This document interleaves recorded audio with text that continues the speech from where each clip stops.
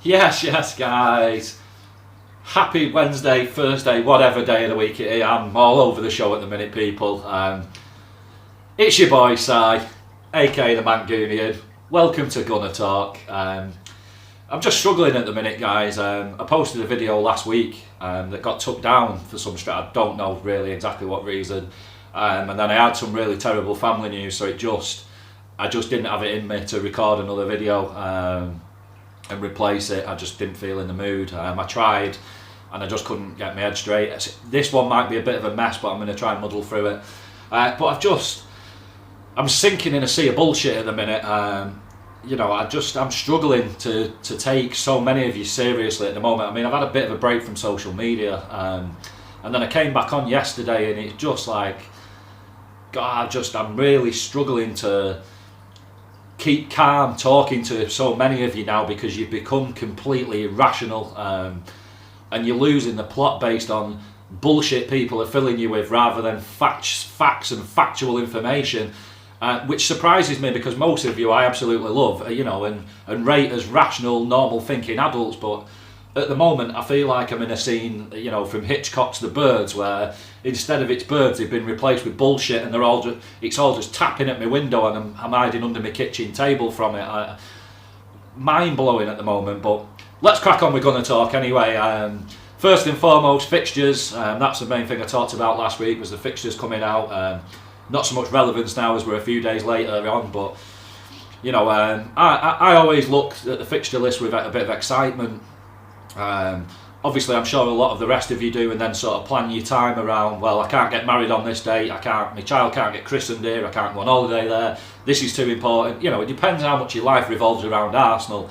And I look at it and try and figure out where and when I can get to games, which ones I try and get tickets for, who I'd like to go to the games with. I always look around my birthday, as I always like to get a game on my birthday if it's close, and I looked at that, and it's Spurs a few days before and Liverpool a few days after, and I just thought, oh God, I'll either be drinking myself into oblivion through happiness or through sheer distraughtness, and I'll be, coming home and climbing under the cupboard under the stairs and rocking back and forth in the dark and just thinking, where's it all gone wrong? It's a tricky one, but you can't read too much into it at the minute, because we really don't know what squad we're going into the season with. So I'm going to temper my judgment for the moment. But looking at the fixture list, where I always sort of correlate it to writing a good story, and you need a strong beginning, middle and end. So that's where I always look at straight away at the season. So I looked at the start, and Newcastle away is a tricky first game of the season. The atmosphere, depending on what might happen at their club, with being bought out by a sheikh, you just don't know, do you? But just on the basis of it, Newcastle away, Burnley at home, Liverpool away, Spurs at home, all before August is out. Now that's a tricky run, no matter what squad we've got. Then I looked at Christmas, West Ham away, City at home, Everton away, Bournemouth away, Chelsea at home, United at home, Palace away. That looks like an incredibly tough run of fixtures, and this is all without taking into account Carabao Cup, FA Cup, Europa League. It can only get trickier. And then the end of the season running, Wolves away, Leicester at home, Spurs away, Liverpool at home, Villa away, Watford at home. All look like really tough runs of games. We're going to have to be up to speed and doing well, I think, to come through those fairly unscathed. Just basing it on our end of the season form, and the squad we've got currently. If that's what we do go into next season with, I'm worried. I'm worried, and maybe fourth to sixth is as good as we can hope to aim for this year, depending on what business we do and what everyone else does. It's interesting. That was my initial thoughts on this. Sadly, the second thing that popped into my mind as soon as I thought about the fixtures was Mesut Ozil, and I find that really depressing. Similar to I think a lot of the shine was took off this season. We were all sort of started really excited. There was a lot of changes back room. Obviously, Unai coming in, him implementing his changes. We were seeing a lot more around the training ground. And then just instantly it was back to this, you're either an Ozil fanboy or you have an agenda against Mesut Ozil, and you just can't be a fence sitter. Well, I'm sorry to upset a lot of you, but I am a fence sitter. because I do rate Mesut Ozil, but I don't believe he's doing enough, and that's just how it is for me. I do sit firmly in the middle, and I'm happy to argue till I'm blue in the face on that front, you know, with anyone that wants to. You know, I can see why people rate him, but you can't do that based on last season. You know, 4 assists in 2 years or whatever it's been. That's just not good enough. It's, you know, money aside, put his wages to one side. Just Mesut Ozil as a player, is he doing enough? And the sad fact of that is no, it's not. You know, and you can. I've seen people blaming Unai's system. You know, and Unai this, he's this, he's that. I can't lay any blame with that man. I just think he's got a player who's not really putting it all in, and he came out and said that to us. You know, if he wants to put it all in on the training ground, he'll get picked. And then, you know, as soon as Unai said, well, he's putting more in, he got picked. So, you know, I'd much rather side with Unai than Mesut Ozil. I'll be totally honest. That's just where it stands for me. And, you know, I looked at those fixtures and I thought, how many of those games does he play based on last year? You know, we all know he's not keen on playing North or Watford. You know, whether you believe these injuries are true or not, or it's just his work ethic and he's just not that arsed. It's a really tricky one, but I looked at those games and I thought, how many of them does he actually play based on this year? And it's one or two, you know. Newcastle away, Burnley at home, Liverpool away, Spurs at home. I thought he probably plays against Burnley at home, and that's it. West Ham away, City at home, Everton away, Bournemouth away, Chelsea at home, United at home, Palace away. I thought, well, maybe Bournemouth away. You know, if it's a nice sunny day, you might be interested in that one. Don't see him playing in any of the others. And then the end of the season, Wolves away, Leicester at home, Spurs away, Liverpool at home, Villa away, Watford at home. I thought, you know, maybe he starts against Leicester at home. Maybe he'd play at Villa away. You know, a journey up the M6, whether that'd be too much for him, I don't know. You know, he might get a nosebleed, go to Birmingham. Who knows? But that was my instant thoughts on that. I thought, you know, this circus needs to end for me. That's the big thing. I wouldn't understand it if we were getting Mesut Ozil and Mesut Ozil at his best. I would thoroughly understand fanboys. But the Mesut Ozil we're currently getting, I can totally understand.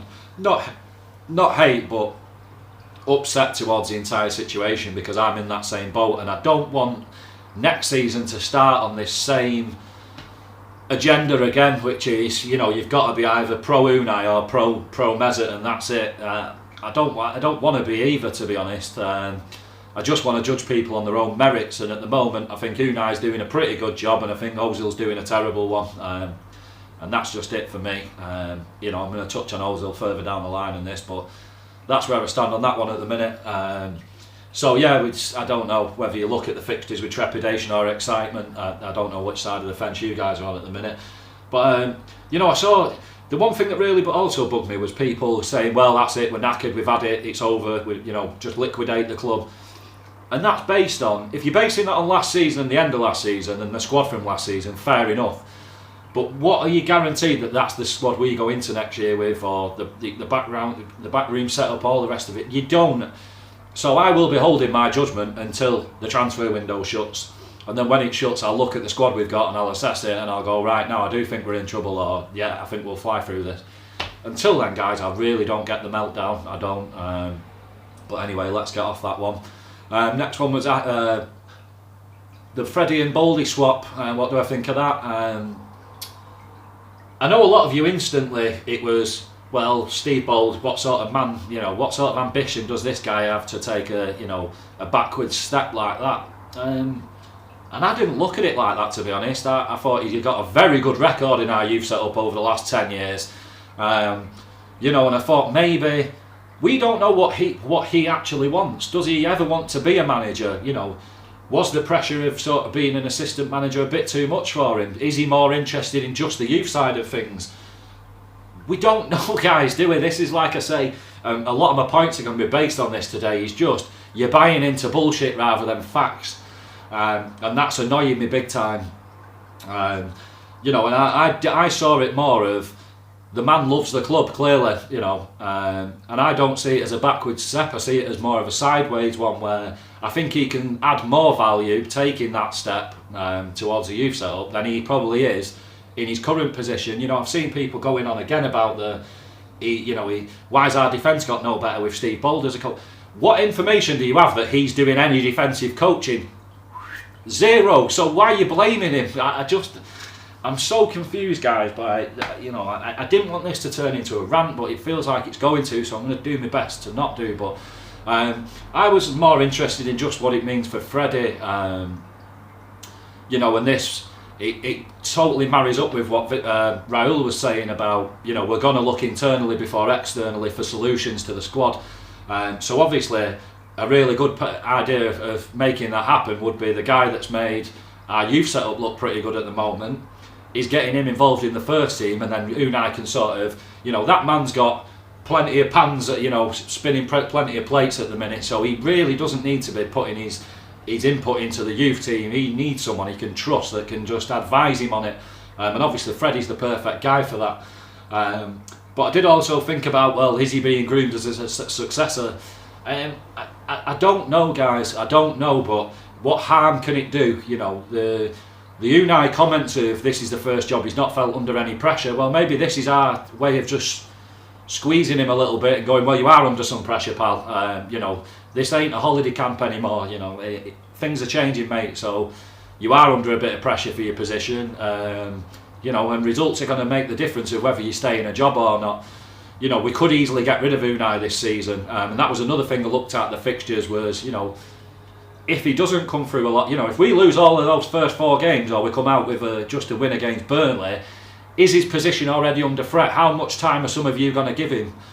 You know, I said personally last season I was happy to write off because it's a transition season, and I feel pretty similar about this season. You know, if we keep a pretty similar squad to what we had last year, then my expectations don't really change much, and I think he'll do a cracking job if he manages to land top 4. And I think he'd do a very good job to win the Europa.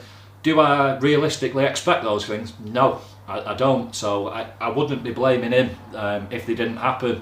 And once again, I'd be looking more at the club than the manager and the overall management of the club. But I do think, you know, like I say, Freddie will be a link there for him to integrate more youth players, which is something I'm all for, and I think it's something that we've suffered from not doing over the sort of last 5 to 10 years. Is really integrating youth players. I know Wenger used them a lot in Carabao Cup, but then he didn't really progress them on from there. You know, they sort of got to that level, and then it was, you know, nothing. They weren't really then getting in the first team. He wasn't really sending them out on loan, you know, and good loans where you could see them progressing. They just sort of were sent off to a dead man's wasteland. You know, and it's a bit of an issue for me. So I'm all for this change in the setup, and I think it works on a lot of fronts. Like I say, it helps Unai in the short term. Freddie is a link there. He can concentrate on the first team. Freddie can give him the information. You know, if he needs someone to step in, who of these lads are ready? Who do you think can play where? You know, and identify key positions and players.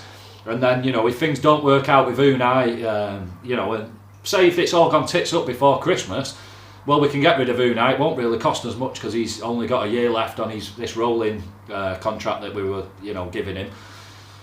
And then, you know, it's hard to get. You can't get a top class manager. First of all, what top class manager is gonna want to come and manage us in the, you know, in the shit state we're in at the minute? And then second of all, how easy is it to convince one of them around Christmas time to join? Well, it's not, is it? And we know from past experience at other clubs that's near impossible. So the way to go is an interim manager who just takes up the reins for the short term while you look for a predecessor. So it works on all fronts for me. So I'm all behind this change, and I think it's quite exciting. Next comments. Burgess gone. Am I shocked? No, not really. I'm not sure. You know, I saw a lot of you commenting on this again last week, and I thought, what is that based on? How many of you actually know whether he's doing a good job or not? None of you. Unless you work under him, alongside him, or, you know, you're close with one of those people who can tell you directly whether he's any good or not, and then that's just their opinion. I just don't. I can't really comment, guys. You know, looking at the facts, well, we covered more distance this season. We ran further than anyone else in the Premier League. You know, we had a massive fixture pile up, you know, because we were in, you know, fighting on numerous fronts. So jury's out for me. I don't know. And I saw somebody instantly say, I'm really worried about losing really high quality staff. And I thought, well, are they that high quality? But, we bought them under the guise that they're high quality, but have they turned out to be that? We don't actually know, do we? And another thing for me, I always sort of look at the flip side of things, and I looked at it and I thought, well, maybe this is the change in what's happening. You know, I've been saying it for ages. It's been like Butlins FC. It's been like a holiday camp. And, you know, with Gazidis going, I think a big thing for me was when Josh came in and started taking a real interest. You know, any of you that do any sort of research or, you know, are well up on the Kroenke, you know, the KSE franchises, he's the main man, not Stan. He runs all of them. He's the, you know, El Capitan or whatever you want to call him. He's the main guy that looks after it all. And it was no shock for me that sort of when he came in, it wasn't long before Wenger and Gazidis went. So, like I say, maybe this is just the end of Holiday Camp FC for me. You know, maybe now these guys are getting micromanaged. Maybe there's somebody over the shoulder actually checking whether they're doing a good job. And maybe these guys are leaving now because they are under more scrutiny than they were before. You can look at it one or two ways. You can either be worried and go, well, the club are losing all these top quality staff. Or you can look at it and say, well, maybe they aren't that brilliant. Maybe they aren't doing that brilliant a job, you know. And he is someone that's getting paid a massive amount of money. You know, you look at the on-pitch stuff and who's, you know, where the contracts have been a mess and people have been getting overpaid. He's someone that I feel has been getting overpaid. And we haven't been getting all of his attention either. He's got other, you know, irons in the fire that he's been tending to. So I think maybe conflicts of interest. I don't know. I think for the money we were paying, we probably weren't getting the most out of him, and that's why sort of his skill set and Shad Forsyth sort of clash. And we've gone, we don't need two guys. You know, it's a bit like, you know, council workers. You know, you've got one guy doing a job and 5 watching, and I think that's maybe a bit like how we've become. And they've gone, look, you know, we're paying.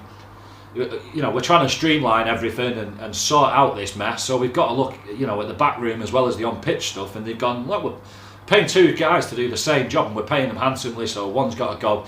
Who's more invested in the club? It's Shad, not Darren, so Tata.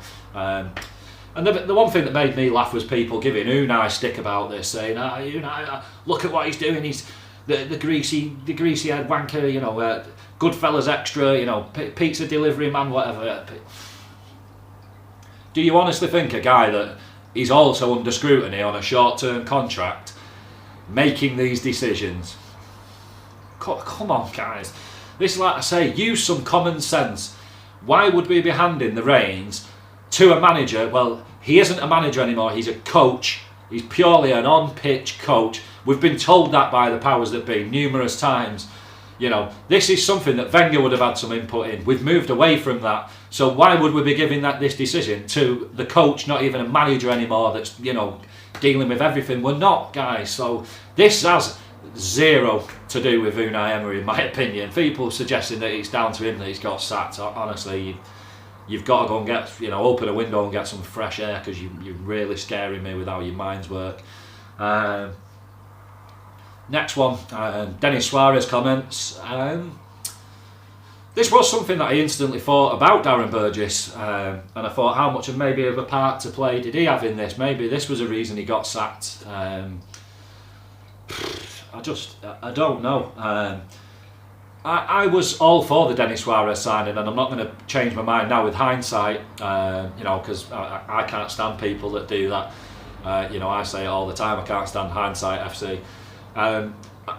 With the resources we had at Christmas, you know, and Unai, people giving another stick to beat him with was the Dennis Suarez signing, giving him shit over it. Well, who did you expect him to bring in with zero resources? I think he did a cracking job to talk Dennis Suarez into coming to Arsenal, you know, on a loan fee, and Barcelona, whether that was Raul or not, I'm assuming so. Managed to get this guy in, and I think if he would have been fit, he'd have made a big difference, because, you know, Rambo out, Welb's injured, Mickey's, you know, tailing off of his form. This guy could have come in clutch for us, in my opinion, and made a real difference, you know. And in the league, the difference was only a couple of points, so could he have got us a win somewhere, you know, where we drew? Quite possibly, in my opinion, but he didn't. He wasn't fit, and now this raises my concerns after these comments, is that he was saying he was never fit. You know, he said, well, in the first two weeks of being there, I wasn't even 50% fit. Well, we knew that when we signed him, clearly. So who was behind that? Who was behind suggesting that we bring in an injured player in the hope that he gets fit? And then the worrying fact that on that advice, he didn't actually get fit, and we paid him for basically for nothing. And it's another drag on our resources. That's something that did then concern me and makes me think, well, if we knew he was completely unfit and injured, and that there wasn't a particularly high chance of that, that situation changing quickly, then heads should roll for me. That then is a really piss poor signing, and something that frightens me a little bit is that this sort of negligent dealings are still happening, although the two biggest problems we all perceive to be with that, which were Wenger and Gazidis, have gone. So you can't blame them anymore. So that, maybe this is something to do with Burgess. I don't know, guys, but it wasn't good comments, was it? It rattled me a little bit, I don't mind admitting. Next one I've been asked, the Torreira comments, how much do I read into them? I tweeted about it last week, guys. What's he actually come out and said factually? He's struggling to adjust to the language barrier in England, and the weather's shit. Well, I travel up and down this country a lot, and I struggle with regional dialect in some certain towns of understanding people, and I think the weather's absolutely shit. So should I be deported? Jesus Christ, guys! You're just losing the plot over anything. In 2 or 3 years' time, would I be worried if he's still making these same comments? Yes, but how worried am I about that? Not particularly. Is he somebody who I see we should help build the club around? Yes. If he leaves, is he irreplaceable? No. Is he someone that we did clever business on, and if he did leave, we'd make money on? Yes. So I'm not particularly worried. I wouldn't like the idea of him leaving, but if he leaves, he goes. I've seen bigger, better players leave at Arsenal, and I've got over it, so I'm sure I'll get over Lucas Torreira leaving, although I wouldn't like it. But for some of you to suggest, well, just sell him then. Some of you, I think, have you ever been outside of your own town? I have people that struggle to understand me when I talk quickly, and that's just, low-level mank. Amazing. And I think in my job, well, if I was told, well, go and work over in Uruguay for 2 years, I'd struggle to adjust over there. I'd struggle to deal with the food, the weather, not being able to talk to people because they don't understand me and I don't understand them. So I don't know why so many of you are just writing him off on the basis of this, apart from just so many of you have totally lost your heads already. Maybe you didn't even recover him from last year, I don't know, but the overreaction to everything at the minute is immense. Like I say, I'm glad I took a break from it for a few days, because you're cracking me out with it. Next thing I got asked about was the Kroenke Bramall comments. Did they worry me? That Unai not really taking an interest in the youth players from his comments. No, it didn't worry me in the slightest, again, because I think what a lot of you are doing, and what he's also compared it to, is the Arsene Wenger reign, which is the man was like some sort of football fucking Paul the Octopus. He was dealing with everything, and that's not how the club is running anymore. Unai Emery isn't in charge of all this stuff anymore. And this is like with Freddie. Maybe Freddie would be the guy that'll talk to the Kroenke Brammalls, and the other youth players on Unai's behalf. So I didn't really read anything into it. I just thought it was interesting, and in my own personal opinion, I thought good, because this is my biggest criticism of Wenger, was the too much arm round people, and they're there, shh. Don't worry, you'll be brilliant next week. And that was why we've become Holiday Camp FC, because no one's ever accountable for anything. To me, if you're shit, you should get told you're shit. If you've played shit, you should be told you've played shit. I understand some players do need the softly approach, but then get rid of those type of players. I'm happy in my role, my line of work. If I'm doing a crap job, I want to be told I'm doing a crap job, so I can improve on it, so then I'm not being given shit all the time and being told I'm shite at my job. I'd want that opportunity to improve.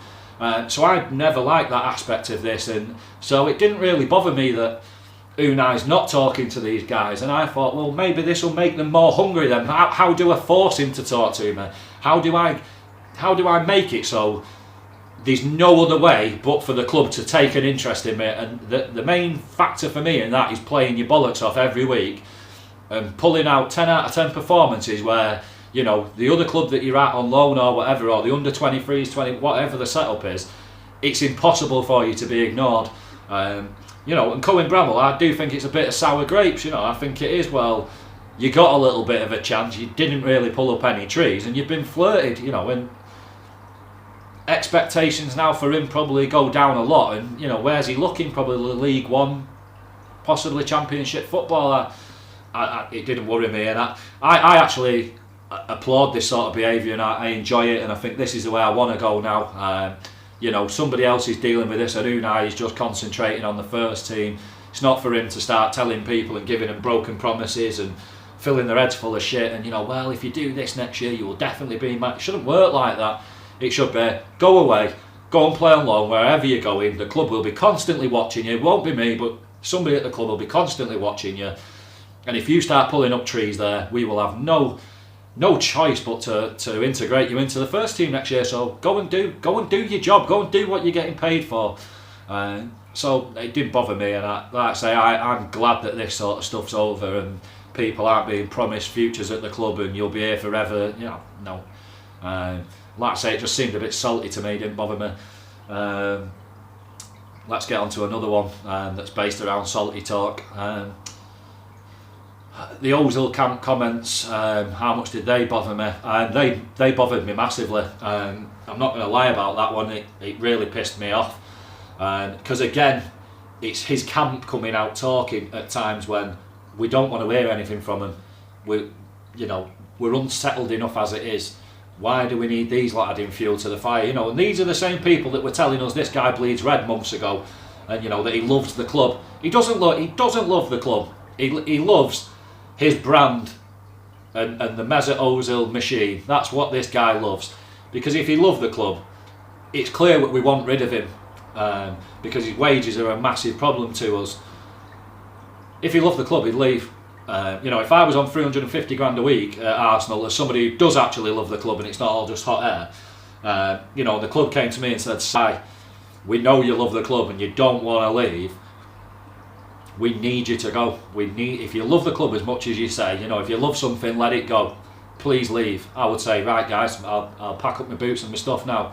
Just make sure you get me talking to clubs that are at my level. Don't get rid of me at any cost, but I will agree to it. You look at a Carl Jenkinson, as much as I don't rate him, but he's an Arsenal man. I'm sure if Unai or Vinay or Raul went to him and said, "Carl, we need you to leave for the benefit of Arsenal football," he'd go, "Where do you want me to go?" And that to me is the big difference. And like I say, it's more of the Ozil circus again. Last year was enough of it for me.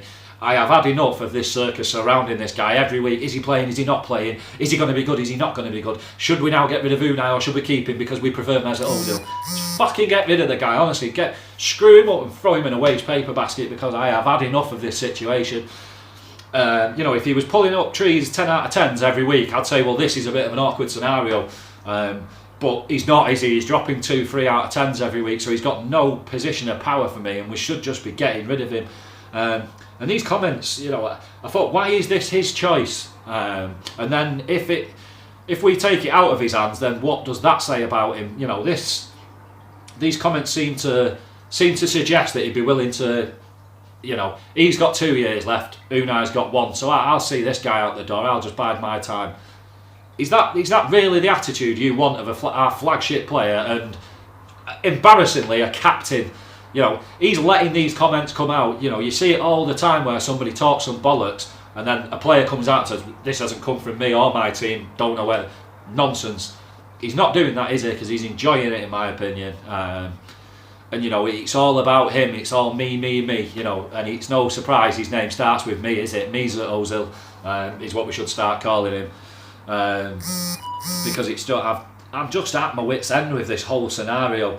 And like I say, I just thought about it, and I thought, well, why? If the club come out and say, we made it clear last year we want rid of you, and you're like a limpet on the arse of the club now. We've tried to get rid of you for 6 months. You're being really stubborn, so you're leaving us no choice now. But you will. We're telling you right now, you will never play for the first team ever again.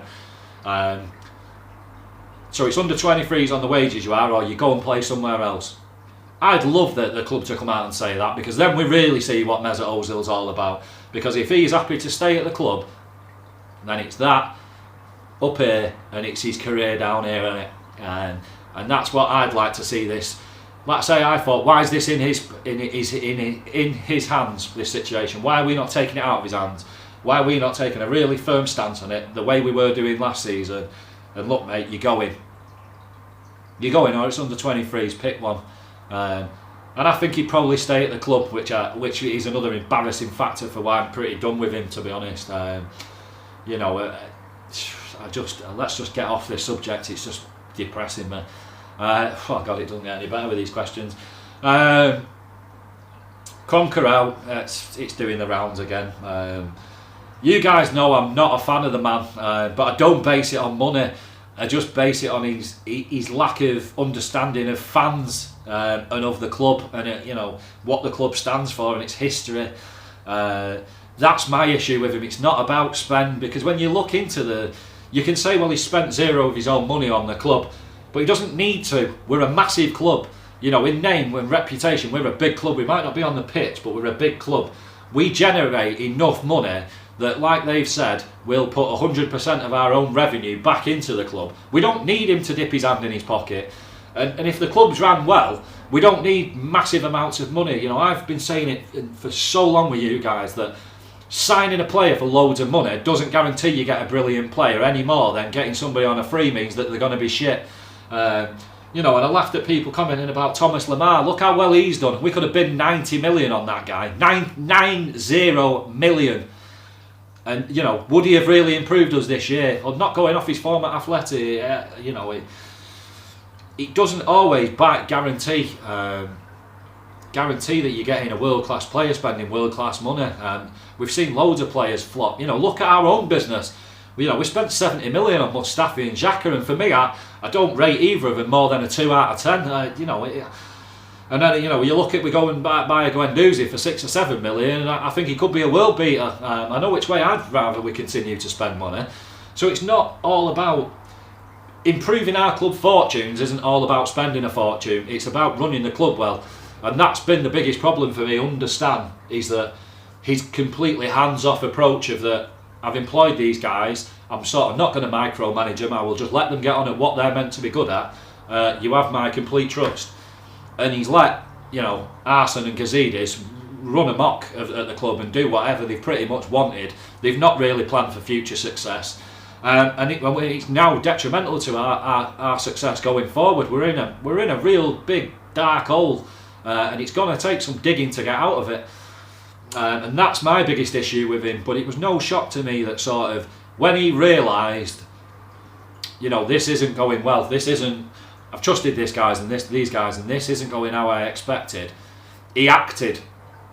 Josh suddenly started turning up. And any of you guys that take any interest in that stuff, he is the man that runs all of his franchises. He is the head of sports community, or whatever his ridiculous fucking title is. He is that guy. He did start turning up. He did start taking an interest. And it wasn't long after that all happened that Gazidis got flirted and Arsene got flirted. So I don't really think the fans not turning up made much of a difference, because a lot of us feel that way about the Emirates most of the time anyway, that it's pretty dead and the atmosphere's crap.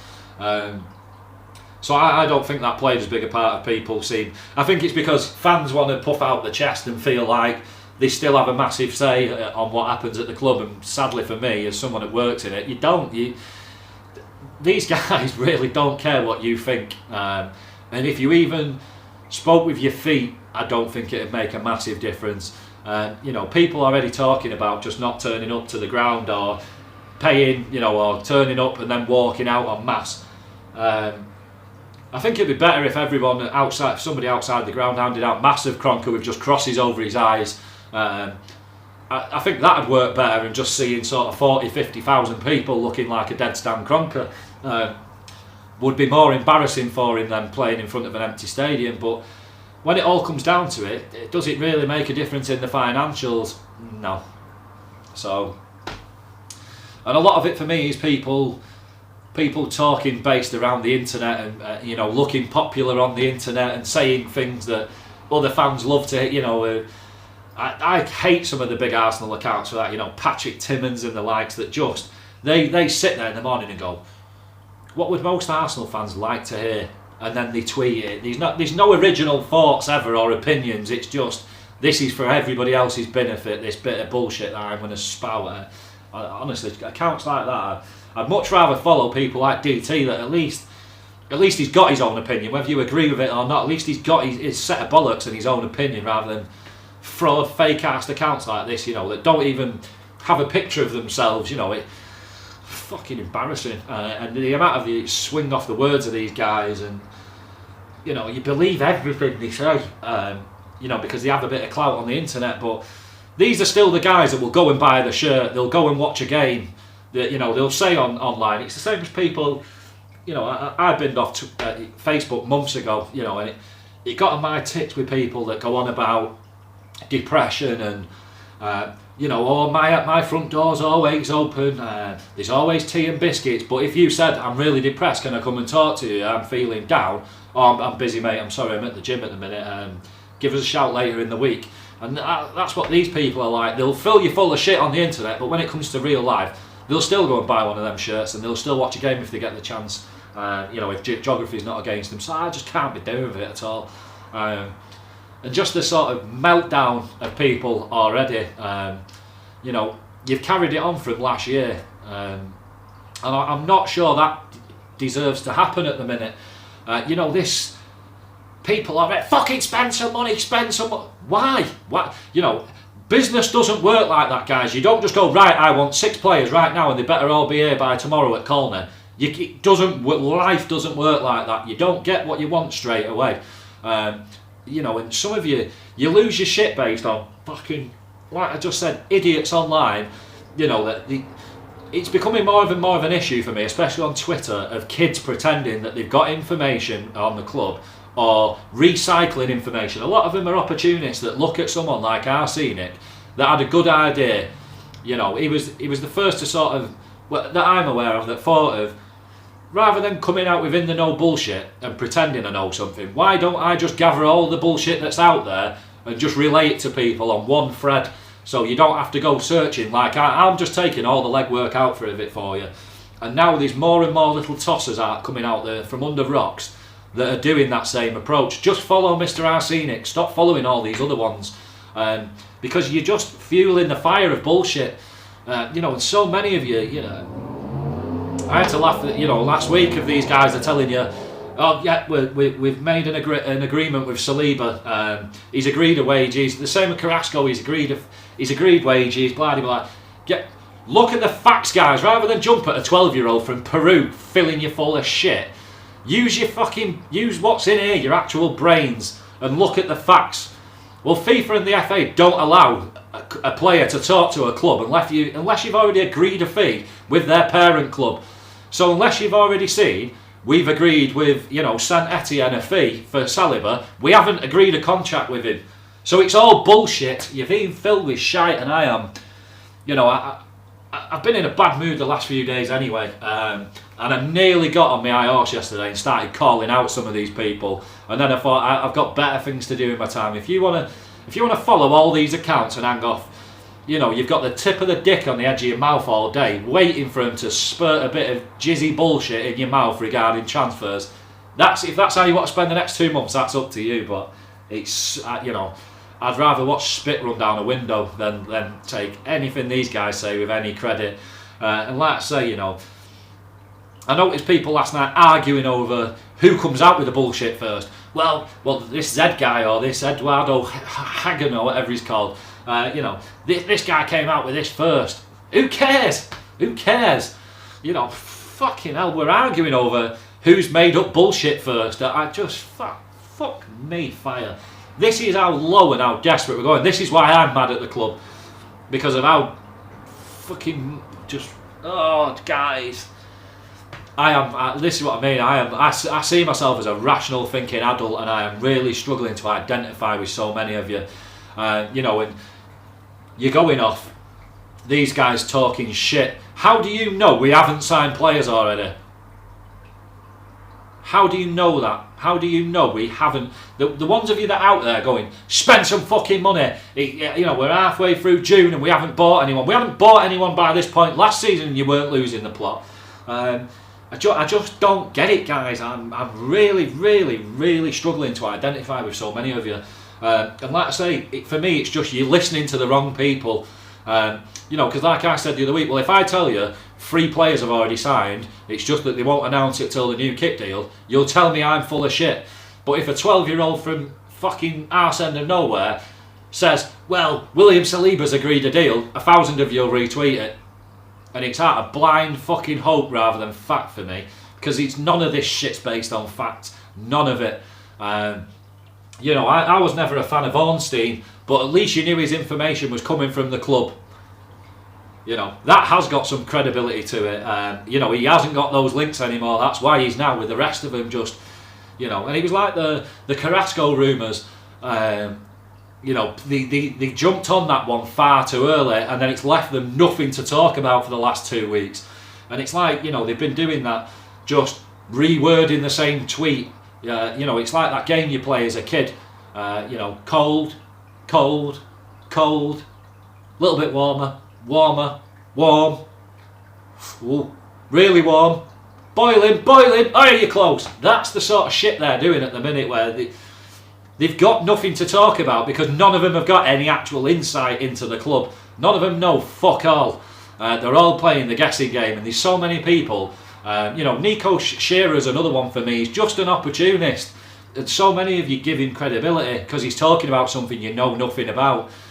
So you go, well, I don't know, but this guy might. So, yeah, believe everything he says. And he's another one that's just sort of looked at it and gone, Arsenal fans, totally irrational, buy into any sort of clickbait bullshit. How well do they know the Italian market? Not very well. Have they had any success in it? Torreira last year. So if I come up with a player in Italy and announce it with Arsenal, put that bullshit together, it's a crescendo of nonsense that so many of you go, ah, and you listen to and you love, and I just don't get it at all. And I am, as much as I'm not a fan of Stan Kroenke, I am reserving judgment on him until the transfer window's over. And then we see, you know, this guy is now, this is the first window he's got 100% control. So let's see how much he does care. Because whether he cares about Arsenal, I don't think's up for debate. I don't think he cares. But do I think he cares about his own financial interest? Yes, I do, massively. I think that really matters to him. So would I think he'd allow us to completely bomb out? No. Before he steps in, no. And I think that's what happened last year, was he could see that we were going and steadily declining it. It's right, it's time to at least flatline this for a bit and then try and work our way up, and I think that's what's happening. And like I say, guys, just reserve your judgment, because you're basing your anger at the club on bullshit on Twitter rather than facts. And like I say, rather than believe these guys, just believe that we have already done some deals and that we're just waiting for the new kit announcement. You know, I've seen people talking about that, saying, well, why would we wait? I think in any normal season we wouldn't wait, but that's because we've been through transitioning from a kit sponsor from an old kit to a new kit, whereas we're transitioning from a sponsor to another sponsor. And I know Adidas want to make a massive deal of this partnership, so it wouldn't shock me if they want to line up 3 or 4 players that day that kit comes out and have 1 in each kit or what have you, or 2 in each, you know, home and away. Really wouldn't shock me, guys, and that's where I'm siding at the minute, is that I do believe we've already done a couple of deals. Definitely Martinelli, maybe 1 or 2 more. So I'm just keeping the faith at the minute rather than losing the plot, because it makes me a lot happier as well. I'd rather be optimistic than pessimistic. You know, if it just depends on whether you're probably a glass half empty or a glass half full type of man. I know which one I am, and I would much rather not badmouth the club based on facts rather than start badmouthing the club and atting them on Twitter based on the fact that, like I say, some fucking 13-year-olds told you that he's got inside information into the club. You know, when he spouted some bullshit and you bought it. And also, you've got to look at these profiles and think, is somebody at the club willing to lose their job to let a 14-year-old on Twitter know that we're about to sign somebody? No, I'm just struggling with so many of you guys. And it brings me on to the next one that somebody's mentioned. Bielik, is he ready? He's performing well. I've been a fan of him for years, guys. I've been telling you that, you know, if you watch any of these videos when I've been talking about the squad and going into seasons, he should have been part of it. You know, and again, he's getting praised again last night. But and I raised the concern that some of you are praising him, But when I look through your feeds, you're the same people that say Callum Chambers should be sold. Well, why? What are you basing that on? Callum's outperformed Christian Bielik all season at a much higher level, in the same or similar position for most of the season. So I know who I think's more ready for the first team, and I want to understand your logic again. I don't get how some of you think. And you know, at the start of the season, you were saying Bielik wasn't good enough on some pre-season games, but now he's done it in some under-21 games. Get him in the first team. Your fucking logic's up the wall for me, man. Like I say, I don't like turning on other Arsenal fans, but I'm really struggling with some of you at the moment. I just don't get where you're coming from. And again, it aligned with my thoughts on him that I don't see him as a centre mid. Just purely for, he turns like a canal bars like Xhaka. He's a bit more mobile, but he's not mobile enough for me. And it's why I've said that I think his attributes lend to being a really brilliant centre back. I don't think his attributes lend to being a really brilliant midfielder, because you can utilise his talents more at centre back than they would. I think you'd notice his negatives more in the middle of the park than you would at the centre back position. And like I said, he's an absolute unit. He's got a bit of mobility, and he's great with the ball at his feet. You know, you look at the amount of times this season where Koscielny or Mustafi has fluffed a pass, you know, where they've tried to do something, they just don't have the football ability to do. Well, here's somebody who does have the football ability to do it, and he's comfortable on the ball where he's not going to shit himself under a bit of pressure. You know, he might get caught out on a couple of occasions, but if he can just break that line, you know, a lot like De Ligt does, and just steps out into, you know, Harry Maguire's another good example of it. Someone that can just, when he's under pressure, just a little burst of pace, then into the open where Xhaka plays, and then he can play the Xhaka pass, and then we can get rid of Xhaka. Yeah, I knew we'd get it in there at some point. But that's it for me. That is a dead position that Xhaka's playing for me. We don't need him.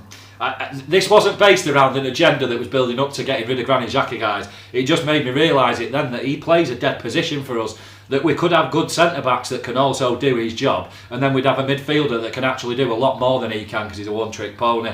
But yeah, I think some of you, the way you evaluate players, whether they're good enough or not, blows my mind. You know, and I've seen people saying, well, Nelson isn't good enough to start first-team games next year.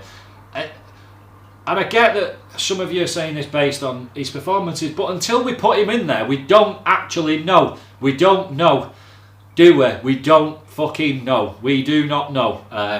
And you look at, you know, Guendouzi is a good example. Well, I'm sure a lot of us assumed he was being brought in as just an off the bench and, you know, a bit of a squad filler for this season. You know, and the kid played 30 or 40 games, and in a lot of those games he was pretty brilliant, apart from, as I told you, he's going to make the odd mistake and switch off because he's not used to this level and intensity of football and he's not experienced enough. But in the main, he was brilliant. So why could the rest of these guys not do it? And I think if we don't give them the chance to do it, somebody else will, because they can see the talent in these lads. So it is time to give them a chance. And if they don't turn out to be good enough, they're not good enough. The squad we've got now, we're paying 50 times more, and they're not good enough. So we're going to come out with the same end result no matter what. But the upside is with these lot, we might find out that they are actually good enough, and we might progress as a club, and it's not at our detriment that we're running ourselves into the ground paying them absolute fortunes to underperform. It's that simple for me, guys. That's it on the question front. Transfer talk. It's gone a little bit quiet, guys, hasn't it? Outs, Ospina's gone now for 4 million. I'm happy with that because it's more than it's less than we should have got, but it's more than I thought we would. So he's gone to Napoli. Jenko, West Brom talk now, 2 to 4 million. That's just got to happen. You know, get whatever we can, just get rid of him. And then this, you know, suddenly now there's another Xhaka rumour. Atletico Madrid, fucking no chance. They're a well-run club full of players that can do more than one thing and defensively are very good, and he's none of those things, so no chance they're interested in him for me. You know, getting rid of Rodri and replacing him with Xhaka, he's like getting rid of a Bentley and replacing it with a Fiat Cinquecento. That is one of the biggest downgrades of all time, in my opinion. And I saw some other people using this as a way to defend him. You know, I'm not going to name the guy because I think he's a bit of a twat and I can't be asked. All these little fan followers getting up my arse about it, but saying, well, if teams like Inter Milan and Atletico Madrid are interested in Xhaka, he must be fucking good. Stick that up your arse, you haters. And I thought, well, if you're only using tedious link transfer rumours from sources like The Sun or The Metro as a reason to back your guy up, and that's all you've got to back him up, dickhead, is all I've got to say. I'm not getting into that argument, but he's someone who we're just going to struggle to get rid of because he's not very good. And I think this is another part of a lot of you losing the plot. That's the only real talk of players going out at the moment. And I think this is where you should start realising there's a big problem. A lot of you, again, where you're saying, just fucking buy some players. Well, regardless of what our budget is, we can't just go and buy 6 players because there's not enough room for them. We've got to clear some room in the squad, and I'm sure some people will come back at me and say, well, Czech, Rambo, Welbs, Litchi have all gone. Yeah, but Martinez, Nelson, Emil Smith-Rowe, Chambers, Bielik have all come back. So there's those spots gone already. So there is going to have to be outs to get ins. That's just how it is, guys. We could go and get a Saliba, Martinelli's, Claude Maurice's, whoever it is you want to name. We're not going to have a squad of 50 players that are all on 100 grand a week because we can't, and it just doesn't work. So I think a massive problem is that there's zero interest in players that we want rid of. Mustafi, not a single rumour. Cos, a couple of rumours, but nothing really concrete. The 2 left backs, no real concrete rumours. Xhaka and El Neni, no real concrete rumours. Mickey and Mustafi, no real. Mickey and Mesut, no real concrete rumours. That's my biggest issue, guys. Is I could see us going into next season with a very similar squad to we've got this year, because we've got no other choice, because we can't get rid of these guys, and that's really worrying for me, and that's where I've been focusing on at the moment. Is I'd have liked to have heard a bit of noise with a bit of substance to it, rather than I can start a rumour today saying, well, somebody's going to come in and buy these players, this player, like Xhaka's cousin did the other week. Still giggling at that one, but that's all that's coming out at the minute. And and I looked at the Saliba and this, talking about loaning him back. Well, if we can't get rid of Mustafi or Koscielny, we might as well loan him back. If that's the only way this deal gets done, what's the point in having 6 centre backs? That's what I started to look at, guys. Is maybe that's a reason why we're looking at, maybe bowing down to this. They want him back on loan nonsense. Like I say, it's not something I wouldn't be doing, but it depends on if we can actually get rid of these other guys, and if we can't, then we're stuck with them. And that's what really scares me about next season. Is if we go into next season again with a back line of Ainsley, Maitland-Niles, Koscielny, Mustafi, Monreal, or Kolasinac, we're fucked. And the same as my opinion on our midfield. If our midfield is Ozil, Xhaka, Torreira next year, we're fucked. If our only winger options next year at first teamers are Iwobi and Mickey, we're fucked. And we're only going to pin all of our hopes on the fact that we've got a really brilliant goalkeeper and 2 really brilliant strikers, and it's just going to be a nothing season again. That means no real progress. The only way you could look at it as progress is all these guys that we do want rid of have a year less on their contracts, and that's really damning. Is that the only bit of happiness you could glean from that situation? Just worrying. But yeah, like I say, with Saliba, talks of people coming in, like I say, people were telling you the other week that he's agreed a contract with us, but we've not even agreed a fee with them. So that's instantly bullshit. Bullshit. I can press that big bullshit button. Because that's just illegal. Just that simple, guys. It's illegal, so that's never happened. And like I say, I think it's just because these fuckers have squirted rumours too early. And then it's, I noticed one of these people who, again, I'm not going to name because you just should know that they're full of shit anyway, that said we'd agreed a contract last week, and then he came out yesterday and went, well, we're really close to agreeing a fee with them now. Well, which is it? Can't be both. Just stop with your bullshit and go back to studying for your SATs. Because you're getting on my tits, fella. I'm too old and too ugly to buy into your bullshit, of trying to gain some fake popularity on Twitter. And that's another thing I don't understand, is why would you want to be fake popular by spouting bullshit. Where does that actually get you in life? What does it actually gain you? Nothing. Absolutely nothing. Just fucking mind-blowing. Tourney rumours are hotting up a little bit. I think a bit this is a more bit of putting 2 and 2 together from certain people and knowing that you'll buy it, because we all generally want him to come into the club as a whole. So, you know, I seen somebody jump on it yesterday of those tweets that he put out, or his Instagram pictures saying goodbye, and somebody were like, you know, the little eye emoji, and oh, that's it, he's joining us, when he was talking about somebody at Celtic leaving. This is what I'm saying, guys. It's the same as, you know, when people post something and they'll say, well, this guy robbed my house, but there's no video footage of this guy robbing your house. Please retweet it to find the scumbag. Well, unless I know he's the actual scumbag, I'm not going to retweet a picture of somebody who could be completely innocent, because if that happened to somebody like me, I'd be absolutely fucking raging. You know, it's not good. You've got to look for some substance to something rather than just read it and go, yeah, that sounds brilliant, I like the sound of that, yeah, retweet. Because what are you actually retweeting? You don't know. You just do so much stuff on it, on instinct and sheer desperation, rather than just, when you see these things, take a step back and go, right, what do I know about this? What's factual, what's not? And then retweet or whatever. But I just, you know, and like I say, people like Nick O'Shea, you can go and fuck off, pal, because you have a big problem for me.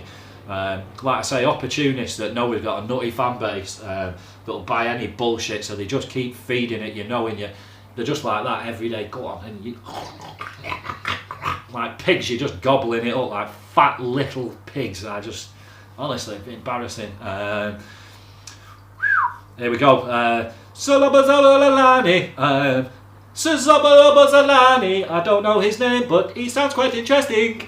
Yeah, this kid, Salzburg player, bit of noise about him yesterday. Again, I don't know. He looks a cracking young player, and this is the sort of deals that I'd be really happy to see us bring in, sort of 4 to 8 under 22-year-old players that can house some shit and show that if you've just got youth that are passionate and you know, really down for the cause and wanted to impress, what a difference it makes to the shit we've been watching of overpaid fucking experienced pros over the last few seasons.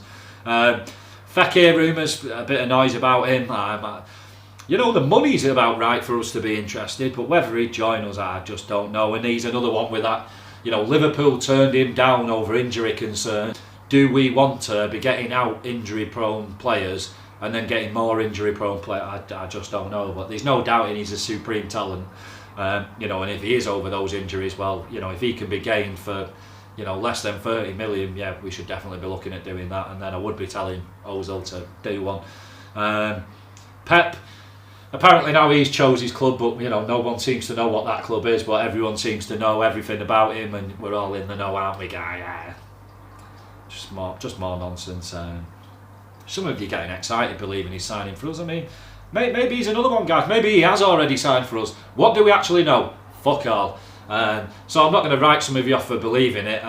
It's where the news come from that makes me concerned about your mental state, is why you believe it. Because look at some of these accounts that you just blindly following off a cliff. Just mind blowing for me. But you know, maybe these are players that, you know, we could be interested in. And then you look at, you know, what we were already looking at. The goalkeeper Schubert.